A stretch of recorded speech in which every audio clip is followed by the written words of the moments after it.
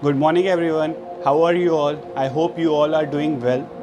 So today we are discuss some important topics of business studies which will help you to score good marks in your examinations. So let me start.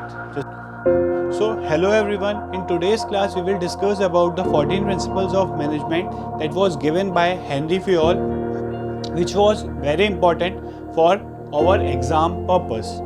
Now there are 14 principles. There is a difficulty to learn these principles or remind these principles. Always, every time or always we have forget one or two principles while explaining these principles.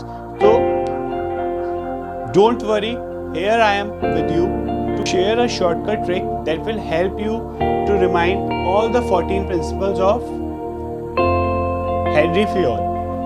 Now, we will take a short story that there was a boy who asked a question to his father and his father replied. So the question that was asked by a boy and the answer given by the father, that will help you to remind all the 14 principles of management. But the question arises, what was the question that the children asked and the father replied. So here is the question, that is dad you see USSR. So the dad reply OIC. I hope that is clear to you.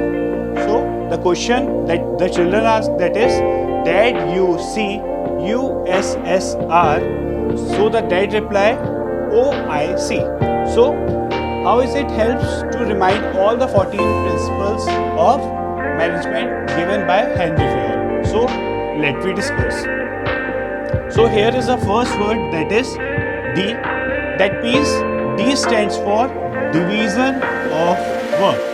Next one is A. A means A stands for authority and responsibility. Here D stands for discipline. U stands for unity of command. Next S stands for subordination of individual interest to the general interest. Next one is equity. E stands for equity. Next E stands for spread the crop. Next U. U stands for unity of direction. Next S stands for scalar chain. Next S stands for stability of tenure of personnel. Next R stands for remuneration of a person.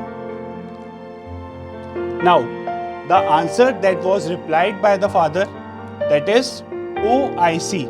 O stands for principle of order. Principle of order.